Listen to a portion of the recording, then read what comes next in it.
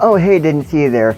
I've been thinking lately, I really need to stop being so niche with my topics. I mean, yeah, I'm being unique and all, but there's not a lot of value there. Oh hey, didn't see you there. Do you want to hear about the history of left hands in anime?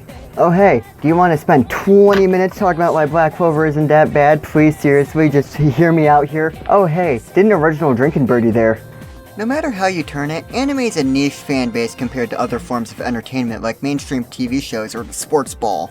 But that isn't to say some shows haven't broken outside a small barrier that is this fan base or even overshadowed things in the mainstream. I just want to ask, what are the most known anime? Not the most successful or the most popular. What do the most people who don't even watch anime, know? One Piece towers over nearly every manga property in terms of monetary success, but hold up Naruto and hold up Luffy and see which one your pastor recognizes. Attack on Titan. Wait, don't you mean Shigeki No, I don't.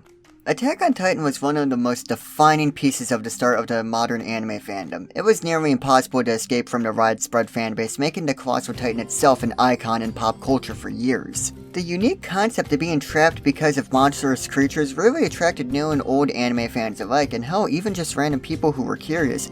Now, was the first season really worth all the hype, even being one of the core pieces in something I call the anime boom of 2013? No, not at all. Now, season 2 and 3 have been fantastic, really. I have no negative feelings to say over the direction, but oh my god did the first season have its flaws.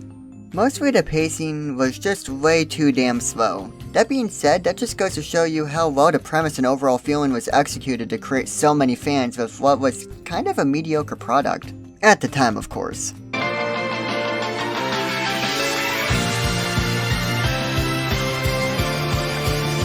You have been informed one too many times that you are not allowed to speak about Sword Art Online in any manner except negative. To avoid a fine and possible execution, you must complain.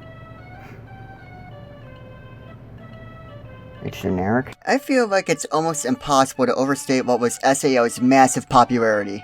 It was the complete perfect storm to garner such a huge fan base and to be the other core part of the anime boom of 2013. VR was becoming more and more of a real concept with the first Oculus Rift. Toonami returned after years of being gone, catching new attention from people who probably weren't even too interested in anime. Mix those two together and oh hey, mediocrity has a fan base. I mean, much like Attack on Titan, the premise of Sword Art Online is really interesting. Not being in a fantasy world, but literally being in a video game that you have to beat in order to not die. Honestly, it's a concept I would love to see be attempted again. Regardless, the premise by itself would gather attention from anyone who's ever done this. Huh. This is neat. And the execution wasn't exactly the worst thing ever? I mean, as an anime compared to others with the same core concept, it fails on a lot of levels. But as someone who likes video games that wonders what it would be like to live in one, it did a good job. Character writing was awful, the designs were built around literally the same face, but the world this white bread of design was in was wonderful in my opinion. The floors we got to see in Aincrad, the dungeons, how the menus work, it was just done well enough for you to be able to see how it would function as a game. Then things got really weird in the second arc, but hey, let's just ignore that for now.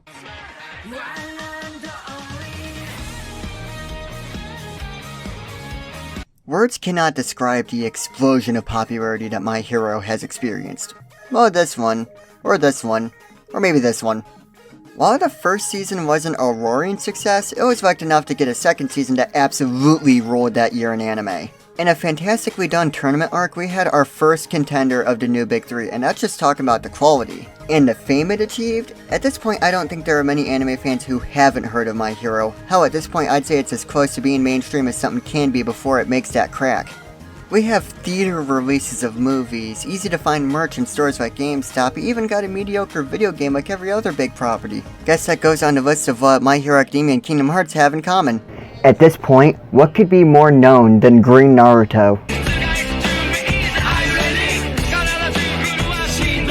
Oh yeah, that is a thing, isn't it? In my opinion, in a Western perspective, Naruto is by far the most well-known of the big three. One Piece may be the most successful and is literally the face of Shonen Jump right now, but I'm using a very versatile source here that is always relevant, called my perspective, which is never biased, but I think Naruto is more recognizable in the Western anime community than One Piece is. I mean, come on, I never saw people doing the Luffy run in school hallways, but hey, that's neither here nor there. The sheer scope of legacy that Naruto has, I can't imagine being topped anytime soon. Naruto is a platform that the new great things are springing off of, like Black Naruto, Green Naruto, Young Naruto. Wait, I started that sentence with great. Yeah, better take care of that. And that's not even mentioning what completely iconic things have come from the series that you can tell what it's from with just a glance, regardless of what tier weeb you are. Valley of the End, the Akatsuki Cloak, the Rasengan, Chidori, the hand signs, and hell, how could I not mention the Sharingan? Can I even mention something that has more recognizable attacks or objects that people tried to do or get when they were kids?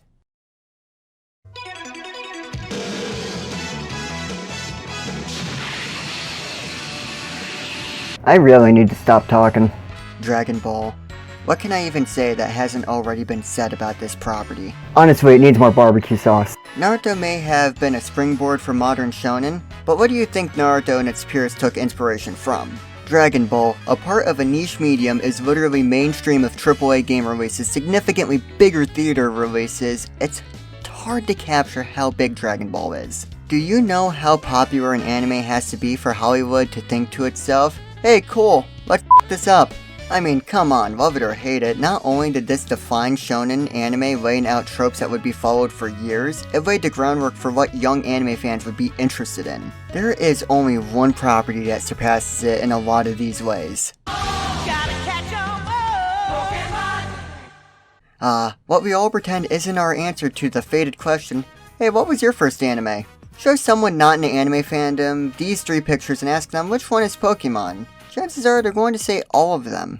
And that's just how big Pokemon is. It is literally the blanket term for whatever the hell this style of animation could be, if not anime. But Fayko, the anime isn't what's popular, it's the games. Yeah, you do have a point. People did play Pokemon Go and that didn't make them start watching whatever arc was airing, and when I say I'm a Pokemon fan, I mean...